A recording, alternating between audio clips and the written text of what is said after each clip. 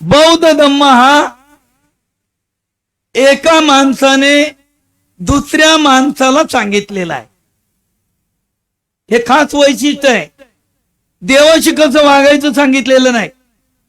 एका वर्गानं दुसऱ्या वर्गाशी कसं वागायचं सांगितलेलं नाही. तर बौद्ध धम्मामध्ये सांगितलंय एका माणसाने दुसऱ्या माणसाशी माणुसकीच्या नात्यानं कसं वागायचं. मी नेहमी सांगतो, आपल्याला बौद्ध धम्मातलं काहीच नाही कळलं ना चालेल, एवढी एक गोष्ट कळली पाहिजे की धम्म म्हणजे काय. धम्म म्हणजे जीवन जगण्याची कला. धम्म म्हणजे जीवन जगण्याची कला. धम्म म्हणजे एका माणसानं दुसऱ्या माणसाची माणुसकीनं, सौजन्यानं आणि प्रेमानं कसं वागायचं हे सांगणारं तत्वज्ञान म्हणजे बौद्ध धम्म.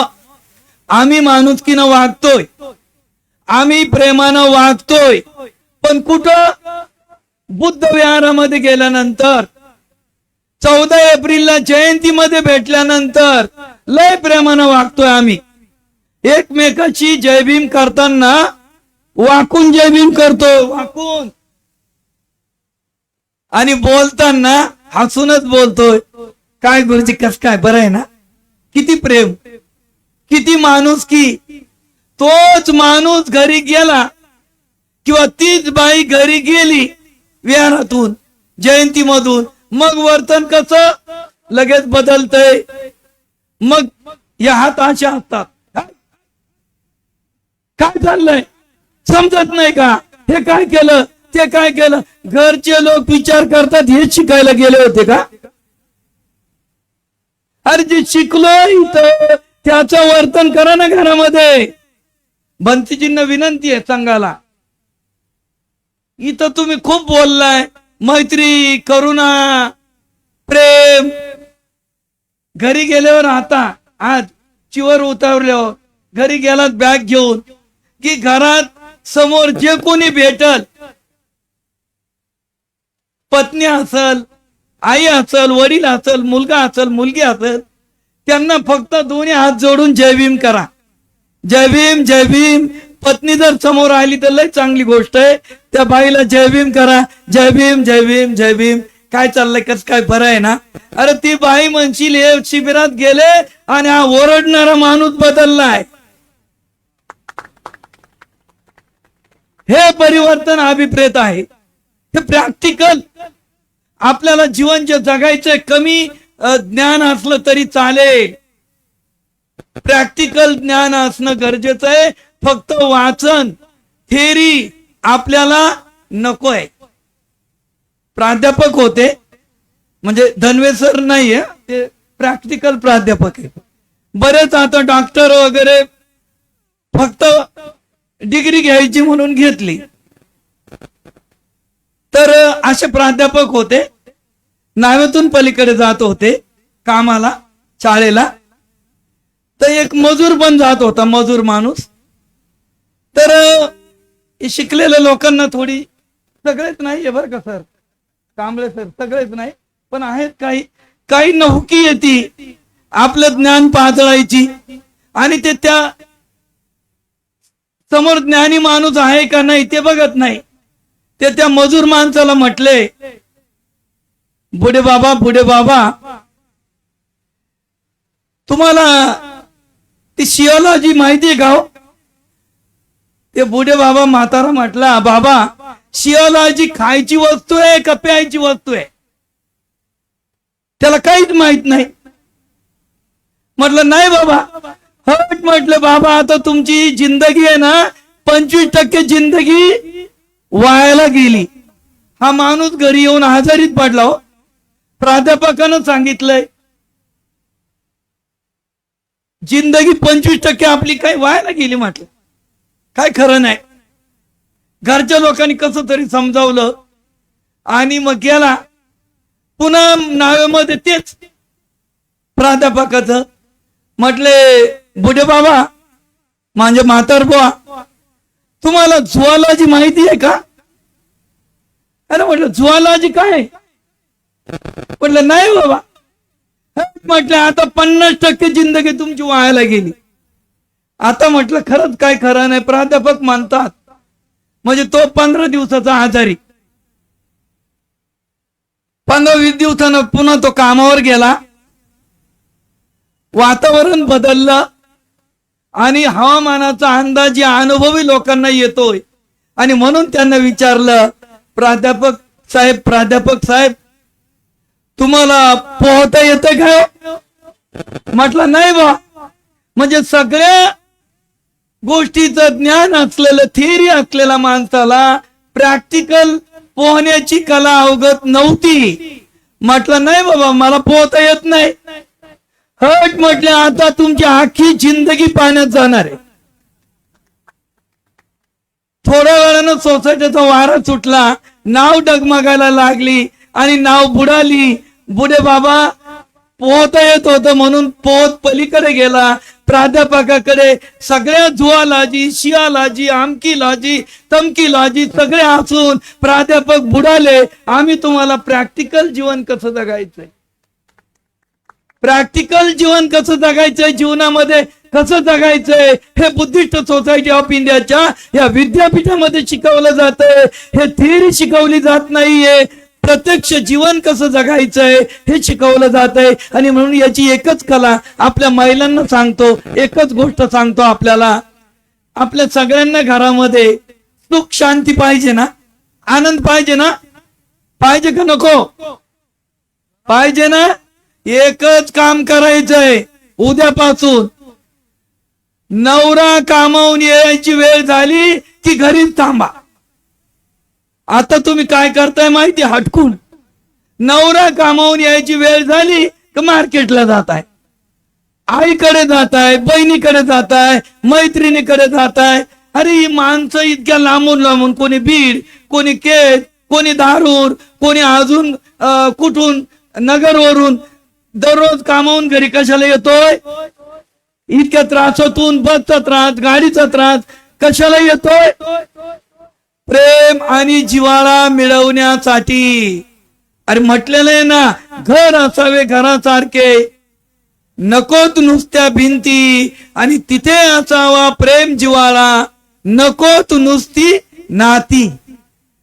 घरामध्ये माणूस घरी काय येतो? त्रास सहन करून प्रेम आणि जिव्हाळा मिळवण्यासाठी. आणि ते प्रेम आणि जिव्हाळा जर मिळाला नाही तर मग तुमची भाजी खारट होते, तिखट होते, आंबट होते, खराब होते. स्वयंपाक मग तुम्हाला चांगला येत नाही. जर तुम्ही प्रेम आणि जिव्हाळा दिला तर तुमची भाजी कधीच खारट होणार नाही, तिखट होणार नाही, आणि सगळा स्वयंपाक तुमचा चांगलाच होईल. आणि म्हणून नवरा कामावून यायची वेळ झाली की घरी थांबायचंय. आणि घरी कसं थांबायचंय? केस विस्कटलेले, कशी जुनी पुराणी साडी घातलेले असं नाही. अप टू डेट साडी घाला. मी म्हणतो दररोज एक नवीन साडी घाला. केस विंचरलेले,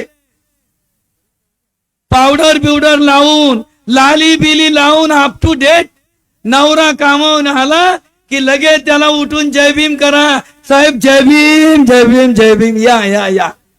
अरे मी म्हणतो दिवसभराचं टेन्शन त्याचं घराच्या बाहेर. आणि मग दुसरं काम करा, त्याला बसायला सांगा. सोफा सेट, खुर्ची सगळं त्याच आहे. आपलं रिकाम बोलायचंय. पैसे लागतात का बोलायला? थोडस तो सोफा सेट असं साफ करा. साहेब बसा बसा बसा. आणि बसला की थंड पाण्याचा ग्लास आणून द्या. थंड पाण्याचा ग्लास पाणी पिला माणूस की सगळं टेन्शन घराच्या बाहेर. टेन्शनला घरामध्ये नो एंट्री. ही आहे जीवन जगण्याची कला. या पद्धतीचं काम आपल्याला करायचं आहे. प्रॅक्टिकल बौद्ध धम्म आचरणात आणायचं आहे. खूप गोष्टी सांगण्यासारखं आहे. बौद्ध धम्माचं खास वैशिष्ट्य म्हणजे विज्ञानवादी बौद्ध धम्म आहे, बुद्धी प्रामाण्यवादी बौद्ध धम्म आहे. रूढी, परंपरा, देव, दैववाद या गोष्टीला बौद्ध धम्मामध्ये स्थान नाहीये. आणि म्हणून एका माणसानं दुसऱ्या माणसाची माणुसकीच्या नात्यानं आपण वागून जीवनामध्ये, घरामध्ये, समाजामध्ये आणि देशामध्ये एक आनंदाचं वातावरण, एक मित्रत्वाचं, प्रेमाचं वातावरण निर्माण करण्याचा प्रयत्न करूया, एवढी मंगल कामना व्यक्त करतो. आणि या ठिकाणी आपल्या सर्वांच्या प्रती खूप खूप शुभेच्छा व्यक्त करून, समता सैनिक दल बीड जिल्ह्यामध्ये खरं म्हणजे नव्हतंच, तर आपण सर्वांच्या मेहनतीतून, विशेषतः साबळेजी आणि अमरजी ढाका यांच्या प्रयत्नातून आणि आपल्या सर्वांच्या प्रयत्नातून समता सैनिक दल चांगल्या पद्धतीचं आपलं उभं राहिलेलं आहे. त्या समता सैनिक दलासाठी एकदा जोरदार टाळ्या वाजवून मी या ठिकाणी थांबतो. जय भीम, नमो बुद्धाय, जय संविधान. धन्यवाद सर. सरांनी खूप सुंदर या ठिकाणी आपल्याला बौद्ध धम्माची वैशिष्ट्ये या विषयावर मार्गदर्शन केलेलं आहे. यानंतर आजच्या कार्यक्रमाचे प्रमुख मार्गदर्शक, राष्ट्रीय उपाध्यक्ष आदरणीय SK भंडारे साहेब यांना विनंती करतो त्यांनी विषयाला सुरुवात करावी.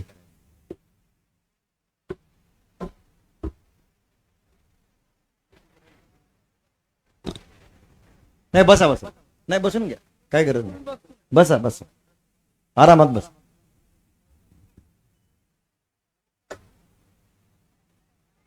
तथागत भगवान बुद्ध, परमपूज्य डॉक्टर बाबासाहेब आंबेडकर या महापुरुषांच्या विचारांना प्रथमतः अभिवादन. त्याचबरोबर बसून घ्या, काय अडचण नाही. छत्रपती शिवराय, महात्मा ज्योतिबा फुले, राजर्षी शाहू महाराज, सावित्रीमाई, माता जिजाई, माता रमाई या समतेच्या महामानवांना विनम्र अभिवादन करतो. आजच्या आपल्या या भारतीय बौद्ध महासभा माजलगाव तालुक्याच्या प्रसंगी जो धम्म परिषद, भव्य धम्म मेळावा, श्रामणेर शिबिराचा समारोप, उपासिका शिबिराचा समारोप आणि ज्यांनी या भिक्षू श्रामणेर संघाला प्रशिक्षण दिलंय ते भारतीय बौद्ध महासभेचे भिक्षू संघाचे सदस्य आदरणीय पूजनीय भंते बी सारेपुत्तजी यांना वंदन करतो, त्यांच्या संघाला वंदन करतो. त्याचबरोबर या आपल्या धम्ममेळ्याच्या खास कार्यक्रमासाठी आवर्जून उपस्थित असलेले संस्थेचे राष्ट्रीय सचिव गायकवाड गुरुजी, संस्थेचे राष्ट्रीय सचिव आणि महाराष्ट्राचे प्रभारी भिकाजी कांबळेजी, त्याचबरोबर महाराष्ट्रामध्ये एक चांगल्या पद्धतीनं, नवीन पद्धतीनं धम्माचं काम, भारतीय बौद्धाचं काम उभारी धरू लागलेलं आहे. त्या महाराष्ट्राचे सन्माननीय अध्यक्ष UG बोराडे साहेब, आपल्या या बीड जिल्ह्याचे सन्माननीय अध्यक्ष पूर्व विभागाचे धनवेजी, त्याचबरोबर महालिंग निकाळजीजी, आजच्या या कार्यक्रमाचे सन्माननीय अध्यक्ष डॉक्टर भागवत साळवेजी, गेले 10 दिवस आपल्याला श्रामणेर संघाला शिकवणारे युवराज मोरेजी आणि ज्या उपासिका शिबिराला शिकवलेल्या धनमेताई आणि डोंगरेताई आणि आपण उपस्थित सर्व मोठ्या संख्येने उपस्थित सर्व समता सैनिक दल आणि सर्व कार्यकर्ते, पदाधिकारी, बंधू आणि भगिनींनो, आपल्या सर्वांना जय भीम. जय भीम. मला वाटतं जाण्याची घाई दिसते, कारण का मला 4:30 होऊन गेलेले आहेत. किती वेळ बोलावा आणि किती वेळात आपला संपणार? 5 वाजता आपला कार्यक्रम संपवायचा का नाही? 5 वाजेपर्यंत बोललं चालेल ना? म्हणजे एक 15-20 मिनिटं आपण बोलू, चालेल का?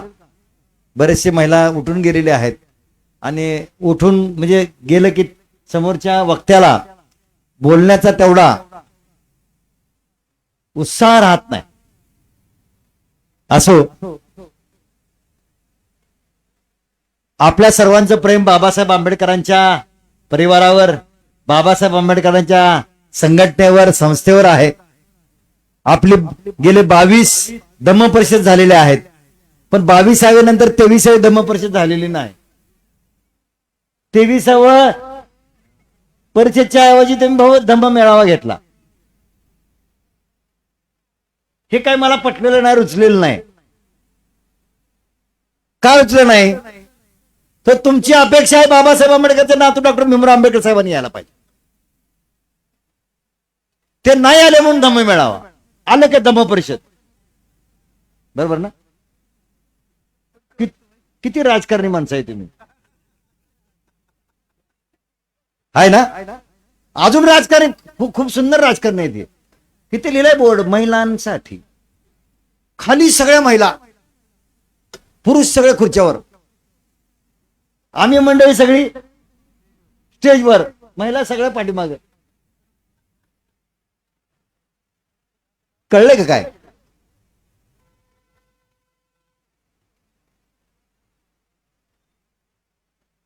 जी मनूची संस्कृती होती,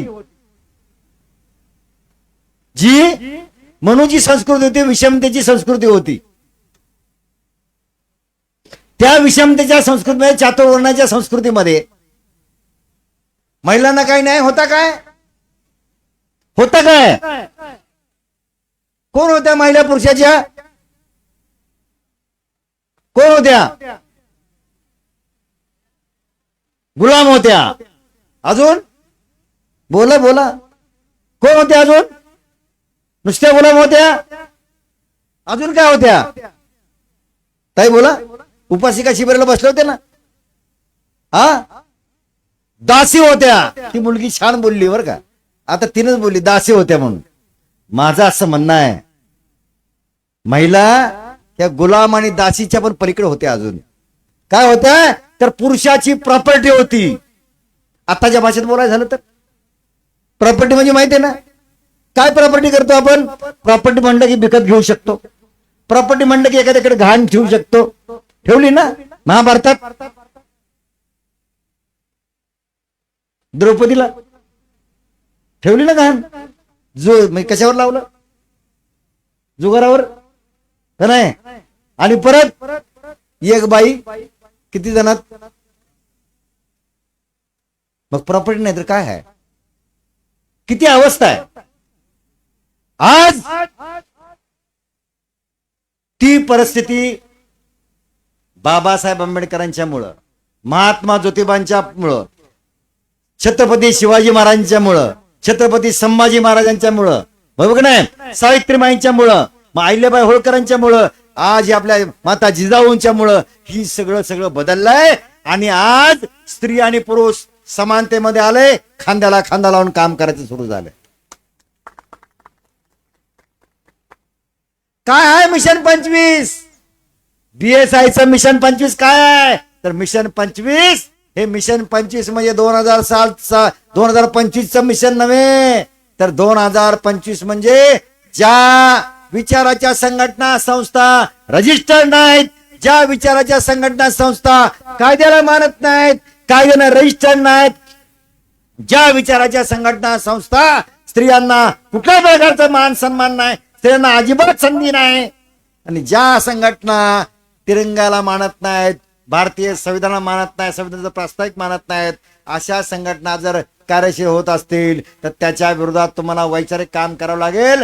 कारण काय, गल्ली बोळात केंद्रात राज्यात किती जर झालं बघितलं तर सत्तेत सगळे ह्या सगळ्या विचाराच्या विरोधक, समतेच्या विरोधक, स्त्री पुरुषांच्या ज्या समता ज्या आहेत त्याच्या विरोधाच्या विचाराचे विरोधक आज वेगवेगळ्या सत्तेत बसलेले आहेत. खासदार, आमदार, मंत्री अमुक तमुक झालेले आहेत, आणि त्यांना या संविधानानं दिलेलं स्वातंत्र्य, या संविधानानं दिलेलं स्वातंत्र्य, शिक्षणानं म्हणून जी माणसं गुरगुरायला लागलेली आहेत, हे स्वातंत्र्य आता त्यांना नको आहे. त्यांना काय पाहिजे की पूर्वाश्रमीचं जसं चातुर्वर्ण होता की स्त्री आणि अस्पृश्य गुलामीत राहिले पाहिजे. पूर्वीच्या काळात बघितलं तर गळ्यात मणका आणि पाठीला खराटा होता, तशीच माणसांची अवस्था बोलायला पाहिजे. कुत्र्या मांजराला जे अधिकार होता तो अधिकार आपल्या लोकांना नव्हता. कारण का, कालच बघितलं, काल आम्ही सगळेजण होतो कुठे, 14 तळ्याच्या 99व्या वर्धापन दिनाच्या दिवशी बाबासाहेब आंबेडकरांनी ह्युमन राईट्स,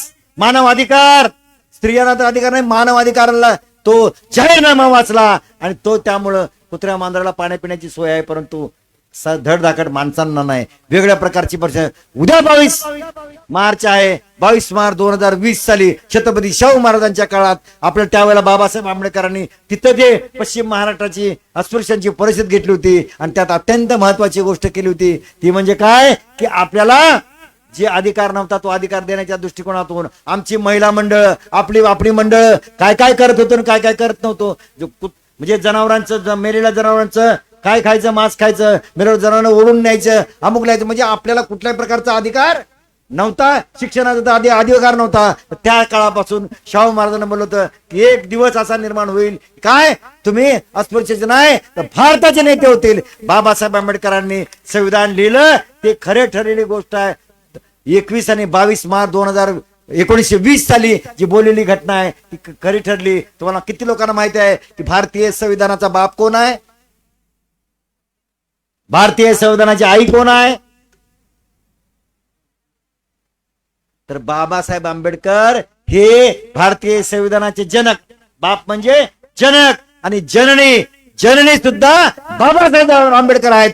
जनक आणि जननी हे जे कुठं म्हणलंय तर भारतीय संविधानाच्या शेवटच्या दिवशी 26 नोव्हेंबर 1949 साली बाबासाहेब आंबेडकरांच्यावर जी भाषणं झाली, संविधान मंजूर करताना जी भाषणं झाली त्या भाषणामध्ये लिहिलेलं आहे. आणि आताच आमचे मंडळी काय करतात, बाबासाहेबांनी संविधान लिहिलं नाही हो, त्या XYZ न कोणी BN रावनं लिहिलं, अमुक लिहिलं. अहो त्यांनी काय बोललंय ते वाचा ना.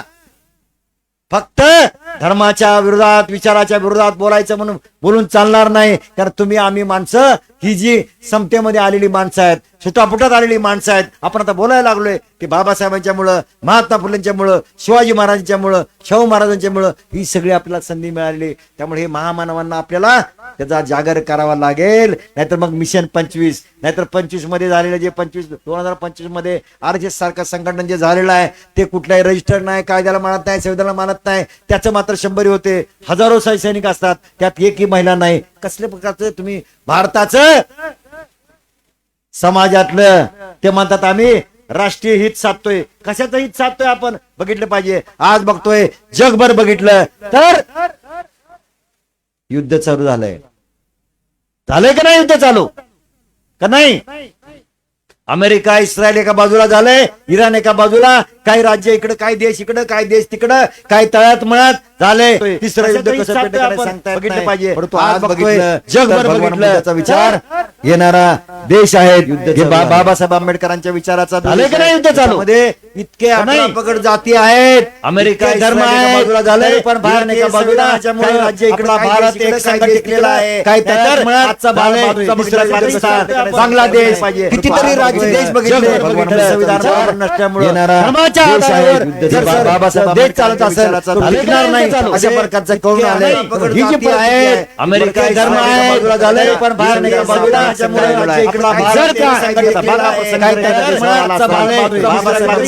बांगलादेश, कितीतरी राज्य काय म्हणलेलं आहे वाचलं जात आहे. नाही अशा प्रकारचं कौल आठवण करून बाबासाहेब आंबेडकरांच्या चित्रपट बाबासाहेब दाखवला होता. बांगलादेश भेटला, विद्वान व्यक्ती भेटला, छान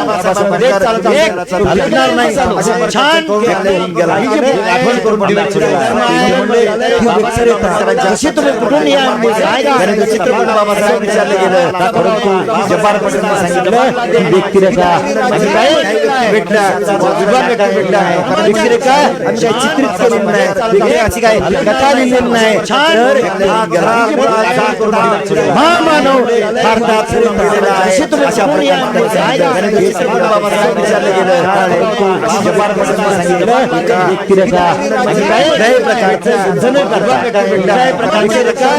चित्रीकरण करता वैचारिक बाबासाहेब आंबेडकर महामानव त्याला जगण्याचा अधिकार असेल अशा सगळ्या समाजामध्ये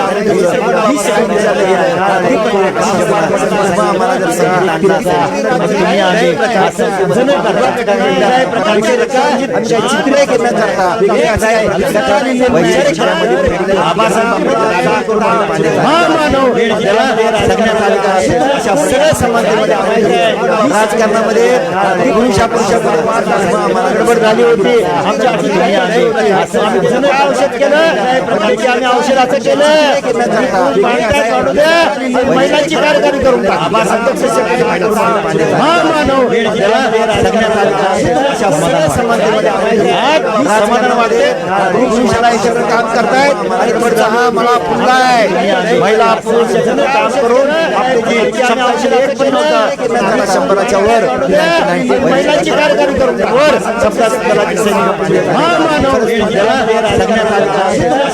बीड जिल्ह्यामध्ये राहिली पुरुषाला याच्यावर काम करतायत हा मला पुन्हा आहे महिला पुरुष काम करून आपली जी ही प्रॉपर्टी तुमची आहे दुसऱ्या बिहार महिलांची कार्यकारी करून वर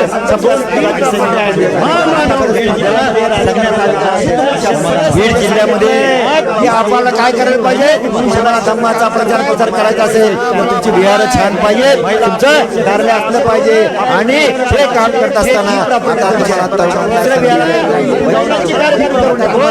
तरुणांना संधी द्यावी लागेल. आपल्याला काही मंडळी म्हणतात नाही मला जिल्ह्यामध्ये आपल्याला काय बोलणार नाही करायचं असेल तर तुमची बिहार छान पाहिजे तुमचं कार्य असलं पाहिजे आणि आज हे कार्य असताना संधी द्यावी लागेल.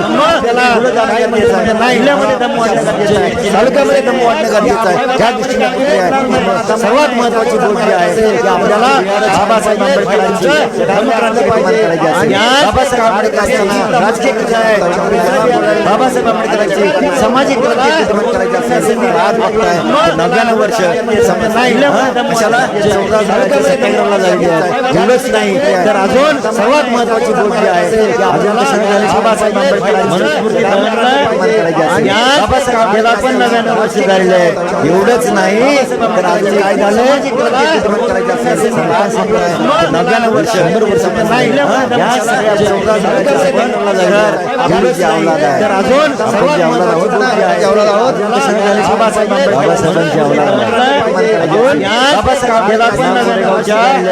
एवढंच नाही तर अजून काय झालं 99 वर्ष 100 वर्ष नाही तर अजून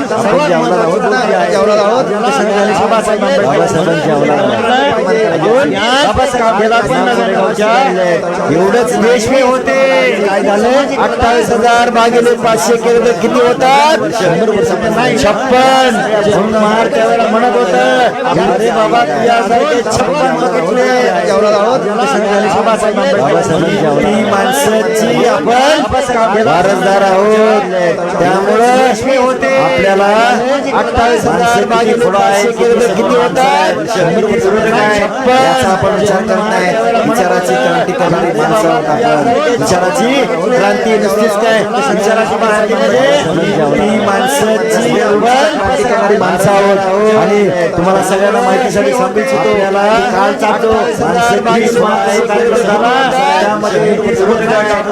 आपण विचार करत नाही विचाराची क्रांती करणारी माणसं आहोत विचाराची क्रांती नसतेच काय विचाराची ती माणसाची क्रांती करणारी माणसं आहोत आणि तुम्हाला सगळ्यांना माहितीसाठी सांगू इच्छितो याला काल चालतो आपण विचार करत नाही विचाराची क्रांती करणारी माणसं आहोत विचाराची क्रांती नसतेच काय बाबासाहेब आंबेडकरांनी जी काही क्रांती केली 4 क्रांती केल्यात बाबासाहेब आंबेडकर.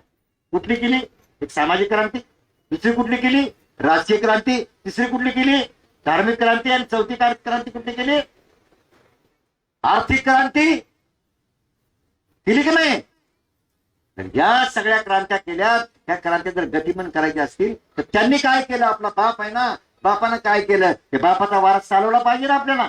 त्यांनी कधीतरी कायद्याचा हातात घेतला का? त्यांनी कायदा घेतला? कायदा हातात घेतला का साहेबजी? नाही घेतलं ना. तर नाही तर आपल्याला सुद्धा कायदा हातात घ्यायचा ना, म्हणून आम्ही सन्मानानं सांगितलं की मुख्यमंत्री महोदयाचा कार्यक्रम वेगळा आहे आणि भारतीय बौद्ध महासंतान दलाचा वेगळा कार्यक्रम आहे. आमचे समतांग दलाचे सैनिक चिडले होते की समतांग आम्हाला मानवंदना द्यायची आहे, मानवंदना दिल्याशिवाय आम्ही जाणार नाही. आम्ही म्हणलं ठीक आहे, काळजी करू नका, आपल्याला असं मानवंदना तर द्यायचीच आहे, परंतु शासन आणि प्रशासन, शासन प्रशासन आणि समता सैनिक दल, भारतीय बौद्ध महासभा हे आम्ही हातात हात घालून काम करू. आणि म्हणून सांगितलं जो बाबासाहेब आंबेडकरांचा 14 तळाचा पुतळा आहे त्या ठिकाणची मानवंदना आहे ती दोन्ही एकत्र घेऊन टाकू, एकत्र अभिवादन करू. त्यामुळे मग भीमराव आंबेडकर साहेब आणि मुख्यमंत्री साहेब एकत्रितरित्या अभिवादन केलं, एकत्रित केलं. त्यामुळं विचाराची जर लढाई असेल ती बाहेर राहील, पण प्रशासनामध्ये आतल्या अंमल करणं आहे. पण तो आज आपण बघताय असं ही मंडळी दाखवायचं दात वेगळे आणि खायचं दात वेगळे अशी प्रक्रिया झाली. त्यामुळे तसं आपल्याला काम करावं लागेल. आपल्याला सुद्धा ही जी विरोधक मंडळी आहेत यांच्यापासून सावध राहावं लागेल. नाहीतर मग जसं आज महिला आपल्या सगळ्या जास्त आहेत, आमचं टार्गेट महिलांचं आहे. कारण महिलांना जर महिला एक शिक्षित झाली तर ती पूर्ण कुटुंब शिक्षित होत आहे. बाबासाहेब आंबेडकर म्हणले होते ना, जर समाजाची प्रगती जर बघायची असेल, तपासायची असेल तर कशावरनं तपासायची आहे? महिलांच्या प्रगतीवरनं समाजाची प्रगती करावी लागेल. त्यामुळे आज जर प्रगती आपली कुठली झाली असेल तर आपली प्रगती का झाली? तर महिला शिक्षित झाली, महिला सक्रिय झाली, महिला धम्माच्यावर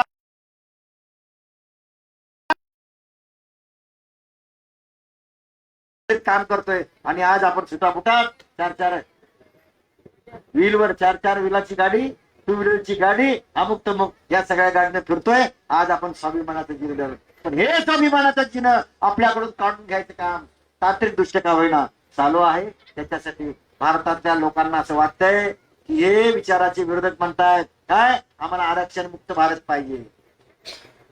आम्हाला काय पाहिजे? आरक्षण मुक्त भारत पाहिजे. आम्हाला जनगणनेमध्ये आम्ही बघतोय, जनगणनेमध्ये त्यांना वाटतंय की हिंदूच लिहायला पाहिजे, महाराज लिहायला पाहिजे. अरे बाबांनो, त्याची गरज नाही, त्याची गरज नाही. आम्हाला बौद्धांची संख्या सुद्धा वाढवावी लागेल आणि आम्हाला एससी ची संख्या सुद्धा वाढवावी लागेल. का? तर बौद्ध म्हणून आमचा धर्म जर कुठला असेल तर बौद्ध आहे, नाहीत हे तर 100% बरोबर आहे. परंतु बौद्धांची जनगणना लिहिता करत असताना आपले काळजीपूर्वक काम करावं लागेल. कारण का? बौद्धासाठी वेगळं काहीच बजेटमध्ये दिलं जात नाही. तर कुणासाठी दिलं जात आहे? हे डॉक्टर बाबासाहेब आंबेडकरांनी 1950 सालीच जे संविधानामध्ये शेड्यूल एससीचं शेड्यूल केलंय, एसटीचं शेड्यूल केलेलं आहे. शेड्यूल म्हणजे यादी केली, जातीची यादी केलेली नाही. शेड्यूल म्हणजे वर्गवारी केलेली आहे. धर्माची यादी केलेली नाही, तर जातीच्या वर्गवारी केलेली आहे. ती वर्गवारी मध्ये ती जात कुठली आहे, पूर्वाश्रम म्हणजे जात, मार, मान, सांबार, ढोर, ज्या ज्या ह्याच्यातून कोणी आपण आलो असेल त्याच्यातलं धर्मांतर केलं असेल, धर्मांतराची संधी दिली, धर्म म्हणून बौद्ध मांडायचा आहे. परंतु आपल्याला या बजेटमध्ये, मग केंद्राचं बजेट असू दे, राज्याचं बजेट असू दे, धर्मावर आधारित नसते, तर ते अनुसूचित जातीच्या एससी आणि एसटीच्या आधारित असते. त्यामुळं आपण धर्मांतरापूर्वी कोणत्या जातीचे होतो हे आपल्याला फक्त जनगणनेमध्ये लिहायचं आहे.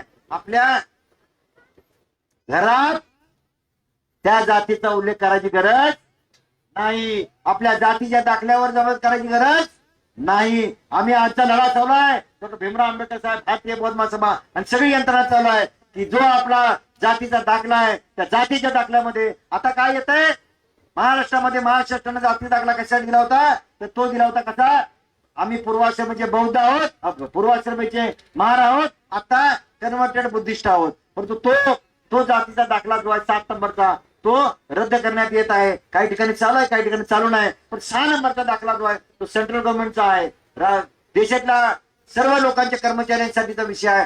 तो जो दाखला आहे तो 6 नंबरचा आहे. त्याच्यामध्ये काय येत आहे, आमची जात कुठली, अनुसूचित जात, आमची धर्म जात कुठला, तर अनुसूचित जातीमध्ये येतो आणि महार येत आहे. परंतु त्याच्यामध्ये विचारलं जात आहे तुमचा धर्म कोणता, हिंदू धर्म आहे, शीख धर्म आहे का बौद्ध धर्म आहे. बौद्ध धर्माला सवलती कधी लागू झाल्यात, 1900 कधी झाल्यात 1990 साली व्हीपी संघाचं जे सरकार होतं ना, त्या सरकारमध्ये बाळासाहेब आंबेडकर, वंचित बहुजन आघाडीचे नेते बाबासाहेब आंबेडकरचे नातू यांनी एक राजकीय सन्मान मानलं होतं. व्हीपी संघ सरकारला, व्हीपिंगला निवडून येताना एक गोष्ट विचारली होती, एक गोष्ट सांगलं, मी तुम्हाला निवडून देण्यासाठी राजकीय मदत करेल, परंतु आम्हाला निवडून आल्यानंतर बौद्धांना या सवलती आम्हाला द्याव्या लागतील, नोकरीच्या शिक्षणाच्या सवलती द्याव्या लागतील. त्यामुळं निवडून आल्या जून 1990 साली व्हीपी सिंग सरकारनंतर ते झालं. आणि बौद्धांना पूर्वी ह्या अनुसूचित जाती कुठं होत्या, केवळ हिंदूमध्ये होत्या आणि केवळ शीख धर्म होत्या. आज आपल्याला सांगितलं गेलंय की 1990 मध्ये या बौद्ध हे कशामध्ये आहेत, तर बौद्धामध्ये सुद्धा अनुसूचित जाती आहेत. म्हणजे महार, मांग, चामार, ढोर हे जे कन्व्हर्टेड बुद्धिस्ट आहेत आणि ते आपल्या जातीच्या दाखल्यामध्ये, ते आपल्या जनगणनेमध्ये लिहायचं आहे. जातीच्या दाखल्यामध्ये आता येताना येत आहे फक्त SC आणि काय येत आहे,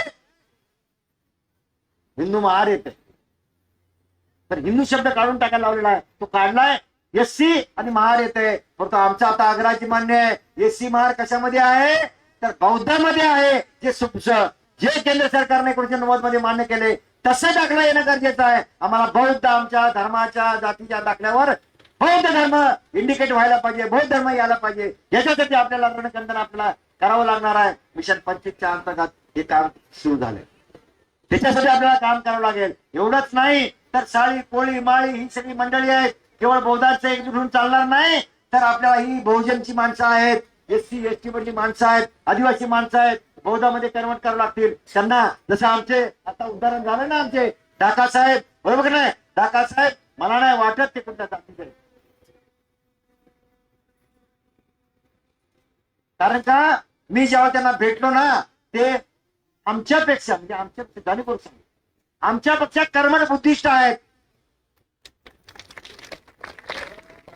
त्यामुळे सांगायला नावाला फक्त बौद्ध, आता असं चालणार नाही. आचरणानं बौद्ध असावं लागेल, कृतीनं बौद्ध असावं लागेल. बौद्ध धर्मामध्ये काय आहे, मैत्री आणि करुणा आहे. आम्ही मैत्री करुणा तर विसरलोय, एकमेकामध्ये काय करतोय, तक्रारी करतोय, एकमेकांमध्ये अडचण निर्माण करतोय. तर ते होता कामा नये. आपल्याला समन्वयाने काम करावं लागेल. येणारा जो काळ आहे तो खूप खतरनाक आहे, खूप अडचणीचा आहे. त्यामुळे ही जी करत असताना, प्रक्रिया करताना जाणीवपूर्वक आम्ही काही गोष्टी करतोय, डॉक्टर भीमराव आंबेडकर साहेब करतात, ते करण्याच्या दृष्टीने आपल्याला प्रयत्न करावा लागेल. आज बघताय आपल्याकडं की भारतीय बौद्ध महासभेमध्ये मीराताईंच्या नेतृत्वाखाली गेली 45 वर्ष आपण जे काही काम केलं, त्या अध्यक्ष राहिल्या. एक महिला जागतिक विक्रम झालाय, माहिती आहे का नाही तुम्हाला?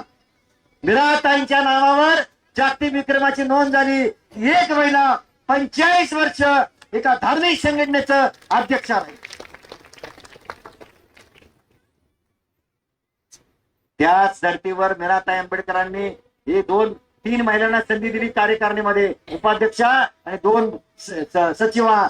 आज भीमराव आंबेडकर साहेबांना आता नवीन कार्यकारिणी झाली, त्यामुळं भीमराव आंबेडकर साहेबांनी आपल्याला एक संधी दिली, ती म्हणजे आता जो बाबासाहेब आंबेडकरांनी संविधानाच्या माध्यमातून देश स्वाभिमानाचं समतेचं दिलं, स्त्री पुरुष समानता, ती स्त्री पुरुष समानता आज भारतीय बौद्ध महासभामध्ये काय काय असे ना 2023च्या 15 ऑगस्टच्या दिवशी एक कार्य सुरू झालं. काय तर महिलांची कार्यकारिणी सुद्धा, जिल्ह्याची, राज्याची कार्यकारिणी सुद्धा स्वतंत्र करण्यात आलेली आहे. आज देशामध्ये बघितलं आपण तर 51 महिला, राज्यामध्ये 51 महिला कार्यकारिण्या स्वतंत्र झालेल्या आहेत. तालुका कार्यकारिण्या, महिला शहर कार्यकारिण्या अशा होणार आहेत. आणि दुसरी गोष्ट, कामाला गती होण्याच्या दृष्टिकोनातून एका जिल्ह्याच्या 2-2 जिल्हे केले, पूर्व पश्चिम, जसं तुमचं पूर्व आणि पश्चिम जसं केले, दक्षिण उत्तर काही ठिकाणी केले, राज्याचे विभाग केलेले आहेत. त्यामुळे ही जी प्रक्रिया आहे आज अश्वगतीनं काम चालू आहे.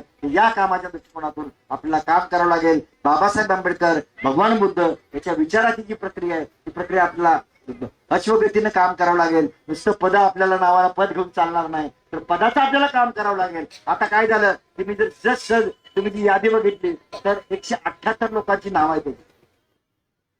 हे जे पत्रक काढले ते एका पत्रकामध्ये बघितले तर 178 लोकांची नावं आहेत. ती नावं 178 इथे सगळी उपस्थित असते आणि तुम्ही तर किती मोठा पॅन्डॉल झाला असता, किती मोठी भव्य धम्म मेळावा झाला असता. काही लोक नावासाठी आहेत आणि काही लोक कामासाठी आहेत. माझा असा दावा आहे की जी लोक भारतीय बौद्ध महासभा मिशन म्हणून काम करायचं आहे आता आपल्याला बघितलं की काही लोकांचा सत्कार झालाय, बाकीच्या लोकांचा सत्कार झालेला नाही, हार फुलं नाही. तर आता मिशन म्हणून आपल्याला काम करावं लागेल. त्यामुळं आदरणीय लिहा, असलं काय मुद्दा चालणार नाही. आता नावा व्यतिरिक्त आपल्याला मिशन म्हणून काम करावं लागेल. जी लोक मिशन म्हणून काम करायला लागलेत ते नावासाठी काम करत नाहीत, हार फुलासाठी काम करत नाहीत. हे तुम्हाला काम करावं लागेल. त्यामुळे कामाच्या दृष्टिकोनातून आपल्याला काम करायला पाहिजे. मी महिलांचं कौतुक यासाठी करतोय की महिला या कुठल्याही पद्धतीने मान सन्मान मागत नाही. नाही बोलायला येत नाही मध्ये तसं सांगितलं पूर्वी, एकदा बोलायला सुरू झालं मग थांबत नाही, बरोबर ना. असो, परंतु आपल्याला खूप छान पद्धतीने महिलांचं काम सुरू झालंय, खूप छान पद्धतीने महिलांचं काम सुरू झालंय. या परिस्थितीत बघितलं समाजाचे कोड यायला तर ही सगळी प्रक्रिया बघितली तर अत्यंत महत्वाची प्रक्रिया आपल्याला राबवावी लागणार. आणि ही मदत करत असताना आज आपण बघतोय तर धम्मचक्र प्रवर्तन कोणी केलं हो, तर भगवान बुद्धांनी पहिलं. दुसरं कोणी केलं, कुणी केलं, सम्राट अशोक म्हणा, चक्रवर्ती सम्राट अशोक. आणि तिसरं धम्मचक्र प्रवर्तन कोणी केलं, डॉक्टर बाबासाहेब आंबेडकरांनी केलं, बरोबर की नाही. मग आपल्या बौद्ध विधीमध्ये, बौद्ध कार्यक्रमामध्ये आता तर बघितलं आपण कुणाचा लावला फोटो, भगवान बुद्धांनी बाबासाहेब लागलाय. पण तो सम्राट अशोकांनी किती काळ राज्य केले हो. इंग्रजांचं राज्य किती वर्ष होतं, 150 वर्ष होतं. इंग्रजांचं म्हणजे इंग्रजांचं राज्य दोन पद्धतीचं माहिती आहे का तुम्हाला. एक ईस्ट इंडिया कंपनीचं होतं आणि दुसरं कोणाचं होतं. एक ईस्ट इंडिया कंपनीचं होतं पहिलं. काही काळ कधीपर्यंत होतं ते 58 पर्यंत होतं. कितीपर्यंत होतं, 1958 पर्यंत. 58चं बंड झालं मंगल पांडे मागची माहिती आहे ना. त्या 58 मध्ये मग इंग्रज सरकारनं आणलं. इंग्रज सरकारच्या ताब्यात आलं. म्हणजे इंग्रजांचं राज्य आपण दोन म्हणत नाही, तर दोन्ही म्हणून इंग्रजांचं राज्य एकच 150 वर्षाचं. पण या देशावर मुघलांचं राज्य किती वर्षाचं होतं, 400 वर्षाचं होतं. बाकी मग ते अजून कोणाचं आहे, आरमार.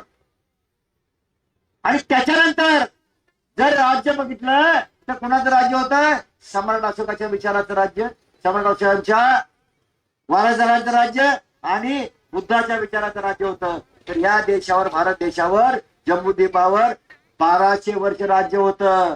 आणि त्या सम्राटापासूनच्या काळात काय होत होता की सोन्याचा धोर निघत होता, सुवर्ण काळ होता. त्यावेळेला सगळं बुद्धाच्या विचारावर सगळं चालत होतं.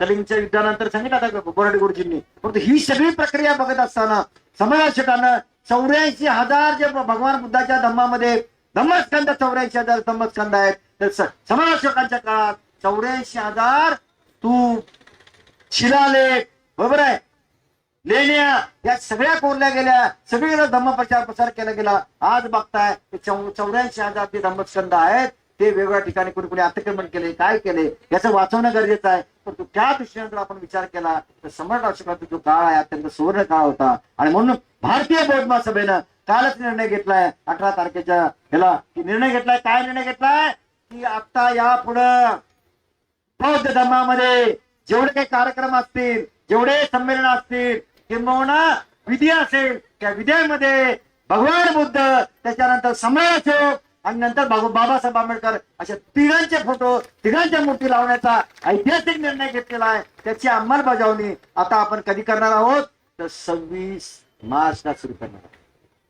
26 मार्च काय आहे, तर चक्रवर्ती सम्राट अशोकाची जयंती आहे. ती जयंती आता तुम्हाला तालुक्यात, जिल्ह्यात नाही, तर गावागावात करावं लागेल, विहारात करावे लागेल. आणि जेवढी विहार असतील त्या सगळ्या विहारामध्ये मला आज आनंदाची गोष्ट सांगते, सद्धम्म सेवा संघ त्या ठिकाणी भेटायला गेलो होतो. त्यांनी जाहीरपणे सांगितलं, सर भारतीय बौद्ध महासभेचे ट्रस्टी आणि राष्ट्रीय कार्याध्यक्ष डॉक्टर बाबासाहेब आंबेडकरांचे नातू डॉक्टर भीमराव आंबेडकर साहेब यांनी त्या विहाराचं उद्घाटन केलंय. त्या ठिकाणी धम्मचळवळीचा भारतीय बौद्ध महासभेनं वेगवेगळे म्हणजे कार्यक्रम अमुक व्हायला पाहिजे, सविस्तर व्हायला पाहिजे. त्यामुळे ताबडतोब त्या ठिकाणी मान्यता दिली. आणि आपण सगळ्यांनी आता येणारा कधीपासून सुरुवात करायची आहे, 26 मार्च पासून सुरू करायची आहे. त्या ठिकाणी एक सम्राट अशोकाची जयंती होईल, या विहारात होईल. अजून एक कुठल्या ठिकाणी मी जाऊन आलो, केसापुरी तिथं झालेला आहे, तिथं धम्मचक्र, तिथं सम्राट अशोकाची जयंती आणि सगळे हे म्हणजे माजलगाव नव्हे संपूर्ण जिल्ह्यामध्ये आपल्याला हे प्रक्रिया राबवली पाहिजे. आणि या सगळ्या चळवळीच्या केंद्रामध्ये मला असं वाटतंय की बीड आणि या मराठवाड्याच्या या सगळ्या भागात जर बघितलं तर बीड एक चळवळीचं अत्यंत छान केंद्र झालेलं आहे. आणि त्यातलं बीड मध्ये माजलगाव अत्यंत नंबरवर आणलेलं आहे. 22 धम्म परिषदा घेतलेल्या आहेत. आता ही मला असं वाटतंय 22च्या ऐवजी याचं नाव भव्य धम्म परिषद धम्म जरी असला तरी 23 असू दे. पुढची धम्म परिषद भीमराव आंबेडकर साहेब असो, आम्ही कुणी असो नसो, तर हा खंड पडता कामा नये. अविरत धम्म परिषद असली पाहिजे. माणसं तुम्ही आहे का मी आहे का अजून कोण आहे असं नाही पाहिजे. तर कायमस्वरूपी धम्म परिषदेचा हा सिलसिला चालू राहिला पाहिजे. आणि धम्म चळवळीमध्ये माजलगाव हा महाराष्ट्रामध्ये प्रथम क्रमांकावर यावा असं मला वाटतंय. आणि ते करण्याच्या दृष्टिकोनातून सगळी यंत्रणा आपली कामाला लागेल. एवढंच नाही तर ही सगळी प्रक्रिया करत असताना मिशन 25 वर काम करत असताना खूप मोठे म्हणजे 2-2 तासाचा विषय आहे. मी त्या सगळ्या विषयावर जाणार नाही. परंतु एक गोष्ट लक्षात घ्यायची आहे की कोणत्याही प्रकारचं सामाजिक तेढ निर्माण होणार नाही.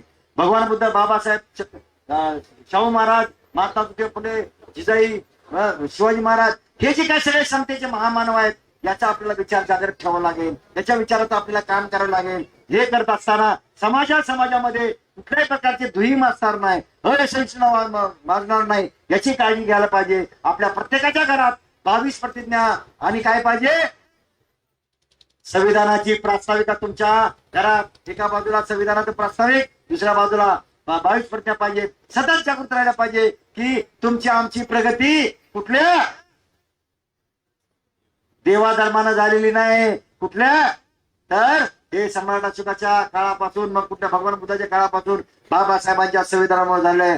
संविधानाचा जागर तुम्हाला करावं लागेल आणि ते करण्याच्या दृष्टिकोनातून पण संविधान कामाला लागावं. आणि हे नुसतं तुम्हीच नाही, साळी कोळी माळी SC ST OBC या सगळ्या समाज एकत्र घेऊन मला वाटते बीड मधनं आमचे ते काय त्यांचं नाव उपरे काका यांनी एक छान पद्धतीने कार्यक्रम सुरू केला होता. ती प्रक्रिया जी आहे त्यांच्या बंधू पण करायला लागले. तर ही सगळी प्रक्रिया इथूनच पुन्हा एकदा सुरू व्हावी अशा प्रकारची मी आपल्याला या धम्ममेळाव्याच्या निमित्तानं आपल्याकडे आशा व्यक्त करतो. आणि पुन्हा एकदा आपण सगळ्यांनी हा धम्ममेळावा येऊन आम्हाला बोलून आमचा मान सन्मान केला त्याबद्दल आपल्याला शुभेच्छा देतो. आणि आपल्या ज्या काही जमिनी असतील, आपल्या जे विहार असतील ते कशा आपल्याला मिळतील याच्या संबंधी तुम्हाला स्वतंत्र मार्गदर्शन होईल. पुढच्या आठवड्यात आम्ही हे जे विहार आहेत आपली, मला माहिती आहे की या विहार आहेत त्या विहाराच्या साठी आपल्याला जे जे काही करायचं लागेल ते आम्ही लवकरच ऑनलाईन मीटिंग घेऊन आपल्याबद्दल काम करू इच्छितो. त्यामुळं मला असं वाटतंय की चळवळीचं केंद्र पुन्हा माजलगाव चळवळीचं केंद्र खूप छान पद्धतीने व्हायला पाहिजे. आणि सगळ्यात जास्त मोठ्या संख्येनं महिला उपस्थित झाल्या त्याबद्दल महिलांच्यासाठी आपण जोरदार टाळ्या वाजवत. आणि एक शेवटचा शेर म्हणून कारण बाबासाहेब आंबेडकरांची जी चळवळ आहे ना की ती बाबासाहेब आंबेडकरांना कशामुळे झाली तर ते लेखणीमुळे झालेली आहे.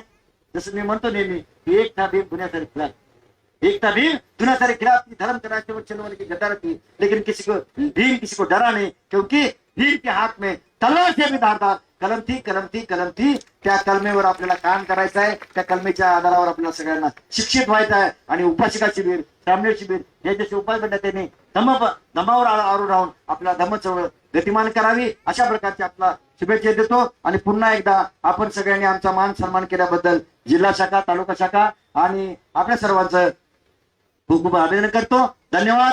जय भीम, जय बुद्ध, जय भारत, जय संविधान.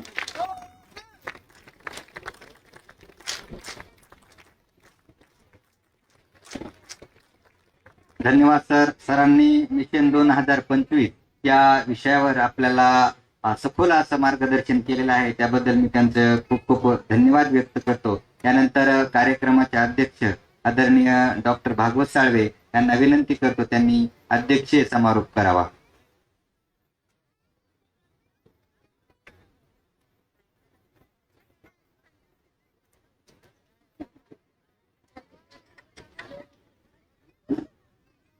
महाकारुणिक तथागत भगवान गौतम बुद्ध, विश्ववंदनीय बोधिसत्व परमपूज्य डॉक्टर बाबासाहेब आंबेडकर यांच्या विचारांना, प्रतिमांना सर्वप्रथम त्रिवार वंदन.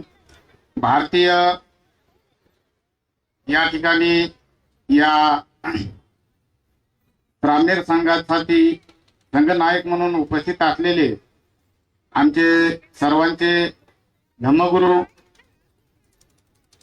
आदरणीय डॉक्टर भिक्खू बी सारीपुत्त आणि त्यांच्या संघाला मी पंचांगी प्रणाम करतो.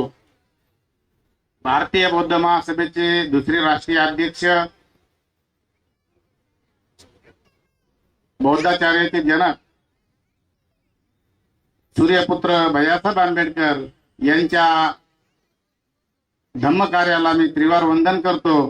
तसेच भारतीय बुद्ध महासभेच्या संरक्षिका आदरणीय महाउपासिका मीराताई आंबेडकर, तसेच ट्रस्टी चेअरमन आदरणीय doctor Harish Ravaliya, trustee reporting chairman advocate Subhash Jawandale, राष्ट्रीय कार्याध्यक्ष आदरणीय डॉक्टर भीमराव यशवंतराव आंबेडकर आणि राष्ट्रीय सल्लागार आदरणीय ॲडव्होकेट प्रकाश तथा बाळासाहेब आंबेडकर यांच्या धम्मकार्याला मी त्रिवार वंदन करतो. आज माजलगाव या ठिकाणी होत असलेल्या या भव्य धम्म मेळावा आणि बौद्धाचार्य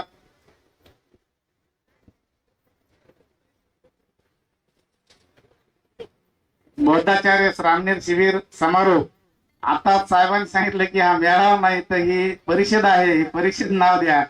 तर या परिषदेसाठी आणि या श्रामणेर शिबिर समारोप कार्यक्रमासाठी आवर्जून उपस्थित असलेले प्रमुख मार्गदर्शक म्हणून राष्ट्रीय उपाध्यक्ष, ट्रस्टी तथा केंद्रीय कार्यालय प्रमुख आदरणीय ॲडव्होकेट SK भंडारे साहेब, तसेच राष्ट्रीय सचिव आदरणीय BS गायकवाड साहेब, तसेच राष्ट्रीय सचिव तथा राज्य प्रभारी आदरणीय भिकाजी कांबळे, तसेच अध्यक्ष महाराष्ट्र राज्याचे अध्यक्ष आदरणीय योगी बोराडे सर, तसेच या कार्यक्रमात या भिक्खू संघा या श्रामणेर संघासाठी या ठिकाणी 13 तारखेपासून प्रशिक्षण देत असलेले आदरणीय डॉक्टर युवराज मोरे, केंद्रीय शिक्षक नांदेड, तसेच या ठिकाणी होत असलेल्या महिला उपासिका शिबिर, जे की आम्ही या अगोदर भरपूर शिबिर या माजलगाव शहरामध्ये झाली, परंतु जाणीवपूर्वक आम्हाला हा जो धम्मा आहे आणि ही जी भारतीय बौद्ध महासभेची चळवळ आहे ही ग्रामीण भागापर्यंत न्यायची, म्हणून आम्ही सातत्यानं ग्रामीण भागाकडे जास्तीत जास्त शिबिरं लावण्याचा प्रयत्न करत आहोत. तर या ग्रामीण भागात जी 2 शिबिरं आमच्या महिला शाखेच्या वतीनं या ठिकाणी संपन्न झाली, त्या शिबिरासाठी केंद्रीय शिक्षक म्हणून उपस्थित असलेल्या आमच्या बीड जिल्ह्याच्या अध्यक्षा आदरणीय कमलताई डोंगरे यांनी कल्याणनगर या ठिकाणी जे प्रशिक्षण दिलं आणि बाबळगाव या ठिकाणी झालेल्या शिबिरासाठी ज्यांनी प्रशिक्षण दिलं त्या भारतीय बौद्ध महासभेच्या बीड पूर्वच्या संस्कार सचिवा आदरणीय धनवेताई यांनी बाबळगाव या ठिकाणी प्रशिक्षण दिलं. तसेच या कार्यक्रमासाठी बीड जिल्ह्याचे अध्यक्ष आदरणीय ॲडव्होकेट BB धनवे सर, तसेच बीड जिल्हा पश्चिमचे अध्यक्ष आदरणीय महालिंगजी निकाळजे साहेब, तसेच या ठिकाणी बीड जिल्ह्याचे सचिव सरचिटणीस आदरणीय डॉक्टर संतोष बोबडे, तसेच या ठिकाणी उपस्थित असलेले बीड जिल्ह्याचे कोषाध्यक्ष आदरणीय सुनीलजी शिंदे सर, तसेच भारतीय बौद्ध महासभेचे या मंचावर उपस्थित असलेले आमचे मार्गदर्शक भारतीय बौद्ध महासभेचे जिल्हा संस्कार उपाध्यक्ष आदरणीय SB मोरे साहेब, तसेच या मंचावर उपस्थित असलेल्या या धम्मपीठावर उपस्थित असलेल्या आदरणीय महिला जिल्हा उपाध्यक्ष आदरणीय लीलाताई उजगरे, तसेच मंचावरील या ठिकाणी उपस्थित असलेले श्यामभाऊ वाघमारे, KV साळवे सर, संजय आशाताई मोरे, NB राजभट साहेब, BC डोंगरे, शोभाताई भोजने, शारदाताई तांगडे, महिला तालुका अध्यक्ष मंदाताई साळवे आणि या मंचावर उपस्थित होत असलेले सद्धम्म सेवा संघाचे अध्यक्ष सदाशिव भालेराव सर, तसेच या कार्यक्रमासाठी उपस्थित असलेले यशोधरा बुद्धविहार ट्रस्टचे सचिव बाबासाहेब जाधव, तसेच उपस्थित सर्व धम्मबंधू, सर्व धम्म भगिनी, या ठिकाणी उपस्थित असलेले परळी, केज, आंबेजोगाई आणि बीड आणि आमचं माजलगाव या ठिकाणचे सर्व संत सैनिक, सर्व माता भगिनी, सर्वांना सविनय जय भीम करतो. आज या ठिकाणी खूप आनंदमय वातावरणामध्ये या ठिकाणी धम्म मेळावा नाही तर ही परिषद या ठिकाणी भंडारी साहेबांनी सांगितलं की या ठिकाणी परिषद का तुम्ही घेतली नाही, तर परिषदेचं म्हणजे या सांगायचं म्हणजे आमच्या तालुक्यामध्ये जे काम 22 धम्म परिषदा झाल्या, या 22 धम्म परिषदामधून जी ताकद निर्माण होते धम्म चळवळीची, ती ताकद आजपर्यंत आमच्या कामाला आली. आणि ती परिषदा घेण्यासाठी काही महामारीच्या माध्यमातून कोरोनामुळे परिषदा रद्द झाल्या आणि त्याच्यानंतर जो खंड पडत गेला तो खंड आम्ही भरून काढण्यासाठी सातत्यानं प्रयत्न करत आहोत. परंतु आता आपल्याला भंडारी सरांनी सांगितलं की साहेब आले नाही म्हणून तुम्ही परिषद का कॅन्सल केली, तर ही परिषद कॅन्सल करण्याचं आमचं तसं काय हे नव्हतं, कारण पदाधिकारी हे संस्थेचा आदेश पाळत असतात. परंतु या परिषदेसाठी उपस्थित असलेले आणि ह्या तालुक्यातील सर्व श्रद्धावान उपासक, सर्व उपासक उपासिका या सर्वांचीच, तालुक्याच्या पदाधिकाऱ्याबरोबरच सर्वांचीच इच्छा होती की खूप दिवस झालं आता 2019 पासून या ठिकाणी परिषद झाली नाही संस्थेची आणि ती परिषद आता व्हावी आणि त्या परिषदेसाठी या राजगृहाचा कुणीतरी व्यक्ती या ठिकाणी आला पाहिजे आणि त्यासाठी आम्हाला भीमराव साहेबांची तारीख मिळणं ही आमची इच्छा होती. आणि त्यासाठी या आमच्या पदाधिकाऱ्यापेक्षाही उपासकामधून फोन येत होते की साहेबांची तारीख मिळाली की नाही, साहेबांची तारीख मिळाली की नाही, कारण साहेबाच्या तारखेसाठी आणि आम्हाला कळालं की साहेब येणार नाही, साहेबाची तारीख मिळणार नाही. आम्हाला वाटलं ह्या वर्षी आमची परिषद कॅन्सल होती आणि मग आम्ही परिषद कॅन्सल झाली म्हणून सगळ्याला सांगितलं. आमचे पदाधिकारी या ठिकाणी नाराज झाले. बऱ्याच जणांनी सांगितलं आपल्या इतक्या दिवसांनी आपण मागणी करून आपल्याला परिषद दिली जात नाही, याचं काय काय कारण असेल. परंतु सांगायचं म्हणजे या परिषद, त्याच्यामुळे आम्ही सगळ्याला सांगितलं होतं की परिषद कॅन्सल झाली आणि पुन्हा आम्हाला श्रामनेर शिबिर घेण्याचं पत्र आलं.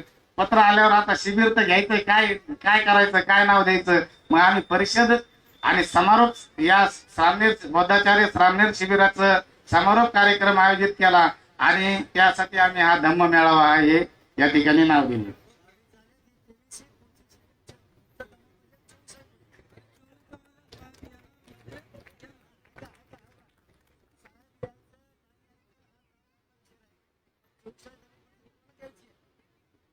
या ठिकाणी आपल्याला सर्व मान्यवरांनी हे केलंय की आपण ही सुद्धा परिषदच गणली पाहिजे आणि ही आपली 23वी धम्म परिषद या ठिकाणी संपन्न झाली असं मी आपल्या तालुक्याच्या वतीनं आणि मान्यवरांच्या सूचनेनुसार या ठिकाणी आपणा सर्वांना सूचित करतो. आणि पुढच्या वर्षीची परिषद या ठिकाणी 24वी होईल असं आपल्याला त्यांनी सांगितलं. परंतु त्यांनी आता गायकवाड साहेबांनी सांगितलं की भीमराव साहेब उपस्थित राहतील, परंतु ते राहतील नाही राहतील, परंतु आमच्या उपासकाच्या आणि सर्व कार्यकर्त्याच्या चळवळी, या धम्म चळवळीला गती देण्यासाठी आपण तर येतालच, परंतु या आंबेडकर कुटुंबातला कुणी ना कुणी व्यक्ती या ठिकाणी भीमराव साहेबाला वेळ नसेल, साहेब नाही मिळाले तरी कुणी ना कुणी व्यक्ती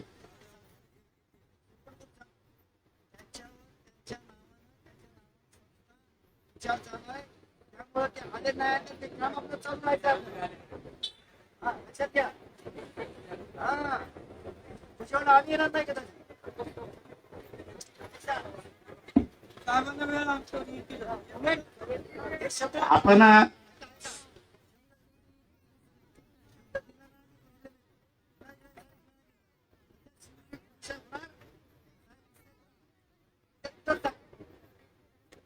मी सर्व आपल्या सर्वांच्या साथीनं मी या केंद्रीय कार्यकारिणीला शब्द देतो की या ठिकाणी साहेब येतील नाही येतील, परंतु आम्हीही प्रयत्न करू आणि साहेब कुटुंबातील कुणी ना कुणी व्यक्ती आणण्याचा प्रयत्न करू. नाही आले तरी आम्ही परिषद घेऊ, असं मी सर्व आपल्या धर्मोपासक आणि सर्व पदाधिकाऱ्याच्या साथीने या ठिकाणी केंद्रीय कार्यकारिणीला शब्द देतो. आणि सांगायचं म्हणजे धम्म परिषदेमधून जी ऊर्जा निर्माण होते, जे वर्षभर या ठिकाणी आपण धम्म परिषद घेतल्यानंतर जे धम्म परिषदेतून मिळालेलं ज्ञान आहे, त्या ज्ञानाची चर्चा, त्या ज्ञानाचा जो प्रचार प्रसाराची त्या चर्चा होऊन ती ताकद निर्माण होते, ती ताकद आम्हाला वर्षभर पुरते. त्यासाठी परिषद असणं ही गरज आहे. आणि जास्त दिवस झालेले असल्यामुळे आम्ही साहेबाचे आग्रह न धरता मीराताई असताना मीराताई नंतरही परिषदा घेतल्यात केंद्रीय कार्यकारिणीच्या मार्गदर्शनाखाली. परंतु साहेबाचा आग्रह ह्याच्यासाठी होता की 8 वर्षापासून परिषद नाही आणि या परिषदेला साहेब असणं थोडं गरजेचं आहे, असं आमच्या तालुक्यातील सर्व उपासकांचं, आमच्या पदाधिकाऱ्यांचं म्हणणं होतं. म्हणून हे सांगितलं गेलं होतं. परंतु आम्ही परिषद कॅन्सल सांगितल्यामुळं हा धम्म मेळावा नाव दिले.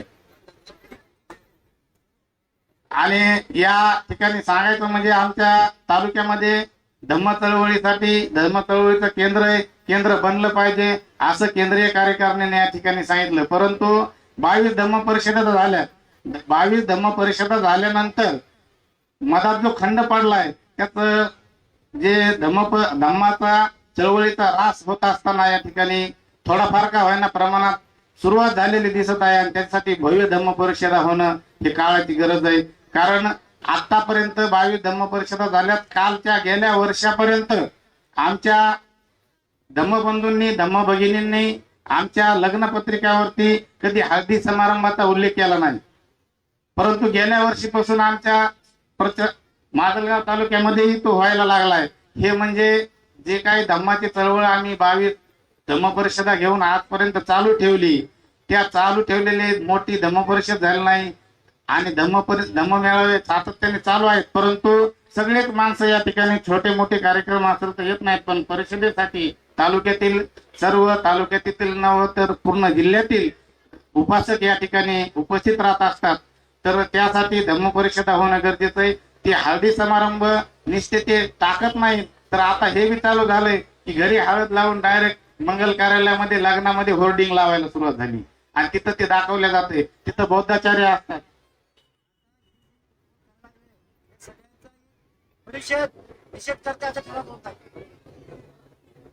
आणि ते या ठिकाणी होत असलेलं आपल्याला दिसतंय. आणि बौद्धाचार्यांना घरी यांनी काय केलं हे माहित नसतंय. परंतु तो त्या ठिकाणी आता पर्याय असे की या ठिकाणी भिक्खू संघ आहे, भिक्खू संघातील भंतेगण त्या ठिकाणी उपस्थित असतात. ते उपस्थित होतात, ते मंगल परिणय लावून निघून जातात.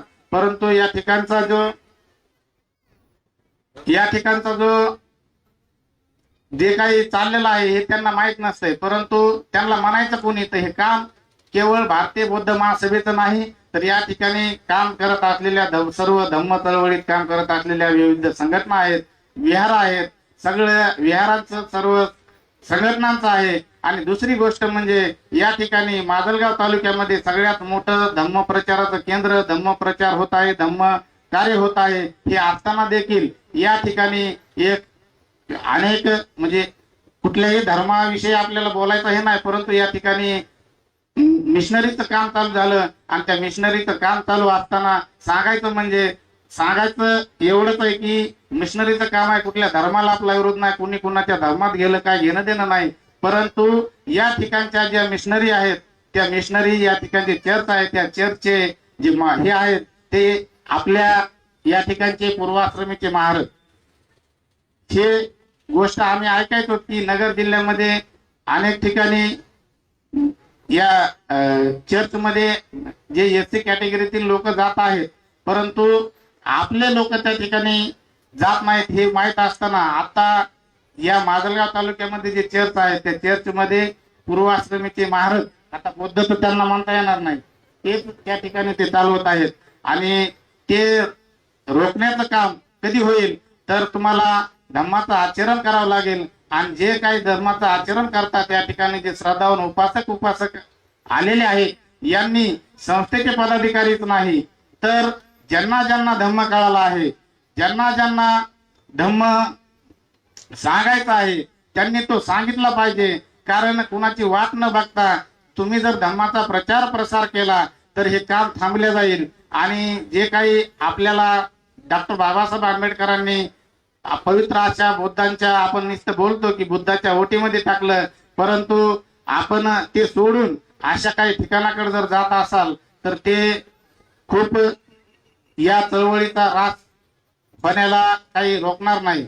त्यासाठी जे काही आपल्या माता भगिनी आहेत, ज्या माता भगिनी अनेक ठिकाणी असं होतंय की आता जो आपण हळदीचा उल्लेख केला, त्या हळदी समारंभाचा या ठिकाणी परिषदेच्या वतीनं तर आपण जाहीर निषेध करू, परंतु ते प्रोग्राम थांबण्यासाठी आपण काय योजना आखल्या पाहिजेत, यासाठी या ठिकाणच्या धम्म चळवळीत काम करणाऱ्या सर्व पदाधिकारी, विविध संघटना, भारतीय बौद्ध महासभा त्यामध्ये पुढाकार घेईल आणि आपण ते रोखण्यासाठी सर्वजण प्रयत्न करू.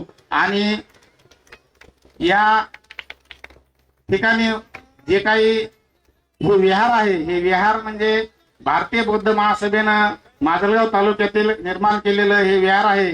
तत्कालीन आमच्या पदाधिकाऱ्यांनी हे इरिगेशन डिपार्टमेंट करून हे जागा आम्ही साध्या पत्रावरती हस्तांतरित केलेली आहे, परंतु आता ते आपण या ठिकाणी खूप सुशोभित केलेली आहे. पूर्ण विहार या ठिकाणी केलेला आहे. भव्य अशी बौद्ध मूर्ती या ठिकाणी आहे. आतमध्ये विहारामध्ये मूर्ती आहे आणि संपूर्ण झाड सुशोभीकरण केलेलं असताना या ठिकाणच्या काही मंडळींचा या जागेवरती डोळा आहे आणि तो डोळा त्यांनी विविध प्रशासकीय यंत्रणेच्या माध्यमातून तो बाहेर काढण्याचा प्रयत्न केला आणि त्यांनी ह्या विहाराची जागा हस्तांतरित करण्याचाही प्रयत्न केला, परंतु भारतीय बौद्ध महासभेने त्याविषयी या ठिकाणी लढा दिला आणि तो सातत्याने चालू आहे. हे जी विहाराचं संरक्षण करण्यासाठी आमचे पदाधिकारी या ठिकाणी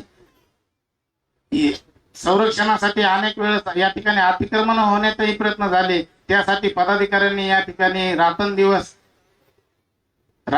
या ठिकाणी रक्षण केलं ह्या विहाराचं. हे विहार उभं करण्यासाठी सर्व धम्म बांधवांनी दानाच्या माध्यमातून, सर्व धम्म उपासकांनीही मोठं सहकार्य केलं. असंच सहकार्य कायम या भारतीय बौद्ध महासभेवरती माजलगाव तालुक्याच्या पदाधिकाऱ्यावरती राहू देऊन त्यांना ताकद द्यावी अशी मी आणि आपण द्याल अशी उपासकाकडून मी उपासकांनी ती ताकद द्यावी अशी सदिच्छा व्यक्त करतो. आणि दुसरी गोष्ट म्हणजे या ठिकाणी माजलगाव तालुक्यामध्ये अनेक दिवसापासून धम्म परिषद होतात आणि अनेक समता सैनिकांची शिबिरही झाली, परंतु गणवेशामध्ये या ठिकाणी समता सैनिक निर्माण झाले नाही. आमच्याकडे मी बघतोय धम्म चळवळीत येण्याच्या अगोदरपासून फक्त उजगरे नाना आणि टाकणखार हे या ठिकाणी सैनिक होते आणि त्यांच्यानंतर ते गेल्यानंतर तर या ठिकाणी सैनिकच शिल्लक राहिले नाही. महिला सैनिक आहेत परंतु त्या युनिफॉर्म वरती या ठिकाणी येत नव्हत्या, त्या या ठिकाणी कार्यक्रमाला यायच्या. परंतु अनेक वेळेस आमच्या जिल्हाध्यक्षांनी, धनवे सरांनी सांगितलं की माजलगावला सैनिक नाहीत, सगळीकडे सैनिक झालेत, तुम्ही सैनिक निर्माण करण्यासाठी प्रयत्न करा, तुम्ही शिबिर घ्या. आम्ही शिबिर घेतले परंतु सैनिक या ठिकाणी निर्माण होत नव्हते. परंतु आम्ही आता धनवे सरांच्या सांगण्यावरून आणि आम्हाला सांगायचं म्हणजे BSR मिशनचं जे आहे आम्ही वाचलं, परंतु जेवढं काही आम्हाला त्याच्याबद्दलचं ज्ञान त्या ठिकाणी मिळत नव्हतं. परंतु ज्यावेळेस विभागीय मेळावा झाला लातूरला, त्या ठिकाणी जे BSR मिशन काय आहे या मिशन विषयी माहिती मिळाली आणि त्या अगोदरच धनवे सरांच्या सांगण्यावरून आम्ही या ठिकाणी सैनिक निर्माण करण्यासाठी आम्ही एक शिबिर घेतलं आणि त्या शिबिराला या ठिकाणी उत्स्फूर्त असा प्रतिसाद मिळाला. त्या ठिकाणी ते शिबिराला आम्ही सुरुवात केली आणि या ठिकाणी मी पूर्ण तालुक्याला आवाहन केलं होतं की समता सैनिक आपल्याला कमीत कमी 200 समता सैनिक आपल्या तालुक्यातून द्यायचे. परंतु सोशल मीडियाच्या माध्यमातून आवाहन केलं होतं, फोन लावून ही मी प्रत्येकापर्यंत जाण्याचा प्रयत्न केला, काही जणांपर्यंत पोहोचू शकलो नसेल, परंतु आम्हाला सहकार्य झालं ते जास्तीत जास्त म्हणजे या तालुक्यातील सावरगाव, मोगरा, केसापुरी, फुलेपिंपळगाव आणि माजलगाव शहरातील काही नगरांमधून, तर या ठिकाणी आम्ही 86 समता सैनिक या ठिकाणी या प्रशिक्षणासाठी या ठिकाणी प्रशिक्षण घेण्यासाठी आले होते. त्यापैकी आता 40 समता सैनिक युनिफॉर्म मध्ये या ठिकाणी तयार केलेले आहेत. आणि यानंतर आम्ही सातत्याने प्रयत्न करून आता लागलीच आम्ही काही दिवसातच या ठिकाणी अनेक समता सैनिक दलाचे शिबिर घेऊ आणि जास्तीत जास्त समता सैनिक या ठिकाणी या तालुक्यातून बीड जिल्ह्याचे टार्गेट कंप्लीट करण्यासाठी जास्तीत जास्त समता सैनिक हे माजलगावचे कसे होतील यासाठी आम्ही प्रयत्न करू. आणि जे BSR मिशन आहे, जे 56 गावापर्यंत आपल्याला पोहोचायचंय, तर आम्ही ते 56 गावच नाही तर तालुक्यापर्यंत जाण्याचा तर प्रयत्न करू, पण 56 गाव आम्ही पोहोचून आम्ही जे BSR मिशन पूर्ण करण्यासाठी आमचा तालुका हा कार्यरत राहील अशी मी सर्व मान्यवरांना या ठिकाणी हमी देतो. आणि या ठिकाणी मी माझं जे अध्यक्षीय समारोप हा या ठिकाणी त्याला पूर्णविराम देतो आणि या ठिकाणी थांबतो. जय भीम.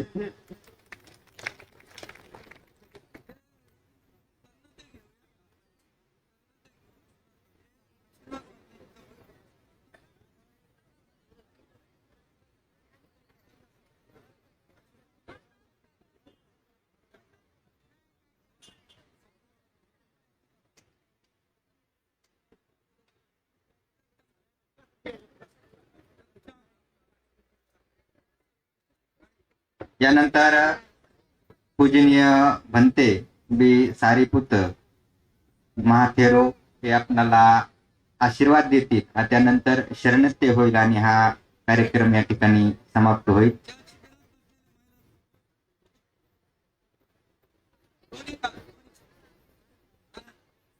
तर या ठिकाणी शरणत्य झाल्याच्या नंतर ज्या महिला शिबिरात बसल्या होत्या, महिला उपासिका शिबिरामध्ये बाबळगाव येथील असतील, कल्याणनगर येथे, त्या महिलांनी समोर येऊन पदाधिकाऱ्यांसोबत ग्रुप फोटो घ्यायचा आहे. कोणी जाऊ नये. सर्वांनी आपले हात छाती जवळ जोडावेत. सात देवा विवाजंतो सपरो गोविनसतो मादेव तंतराया सुखी दीर्घायुको भव.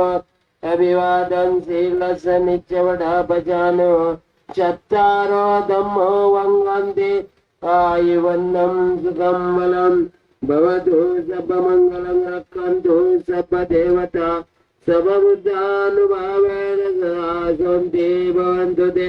भवतु सर्वमङ्गलं रक्षन्तु सर्वदेवता सर्वधर्मानुभावेन सदा सन्ति भवन्तु ते. भवतु सर्वमङ्गलं रक्षन्तु सर्वदेवता सर्वसङ्गानुभावेन सदा सन्ति भवन्तु ते. इच्छितं पतितं तुय्यं क्षिप्रमेव समेजतु सभ्ये पुरन्तु चित्तसङ्कल्पाच्छन्दोपन्नरसयता आयुरारोग्यसम्पत्ति सर्वसम्पत्तिमेव च ततो निब्बाणसम्पत्ति विनादे समिजन्तु.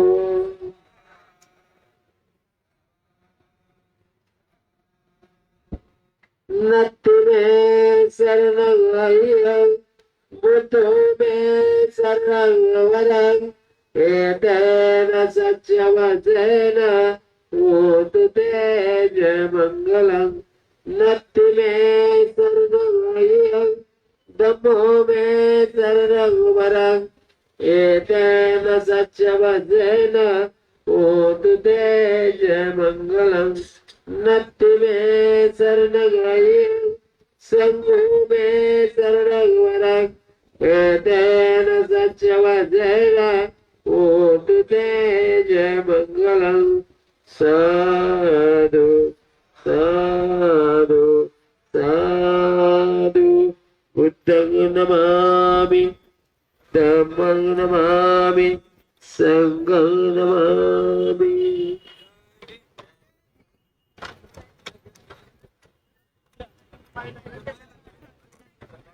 महिला उपासिका शिबिरामधील महिलांनी समोर यायचं. बाबळगाव येथील महिलांनी या ठिकाणी फोटो घेण्यासाठी समोर यायचं.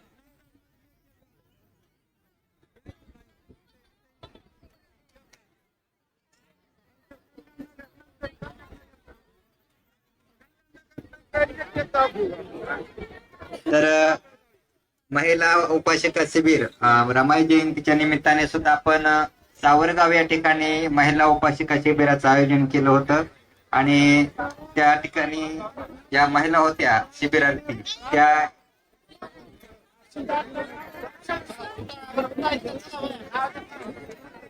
सावरगाव येथील महिलांनी सुद्धा या ठिकाणी पदाधिकाऱ्यांसोबत फोटो घेण्यासाठी यायचे.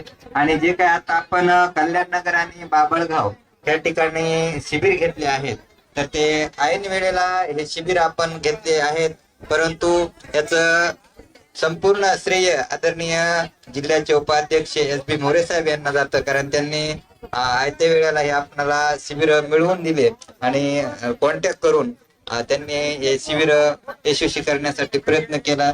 त्याबद्दल त्यांचं खूप खूप अभिनंदन.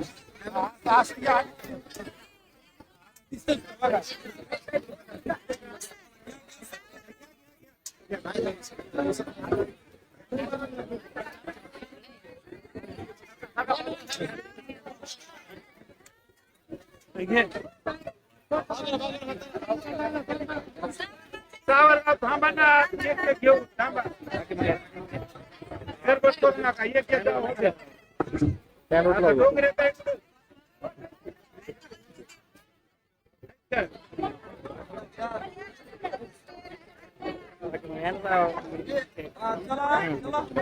हा, एक मिनिट थांबा.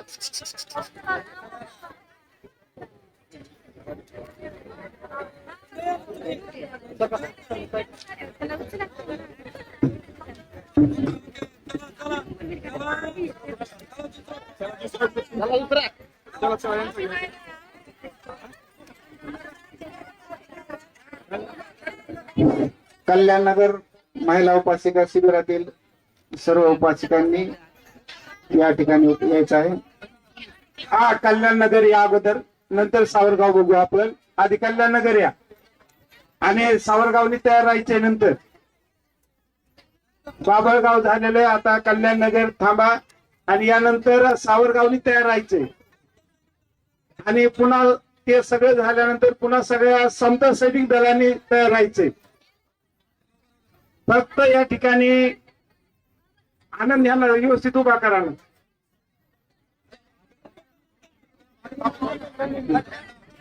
फक्त कल्याणनगर, बाकीचे इथं थांबू नका. त्या उपासिका शिबिरात बसलेल्या महिला कल्याणनगरच्या.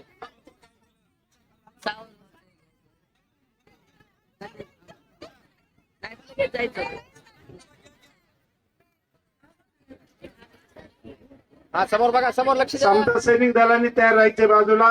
समता सैनिक दलांचा पूर्ण चला. यानंतर सावरगाव चला. सावरगाव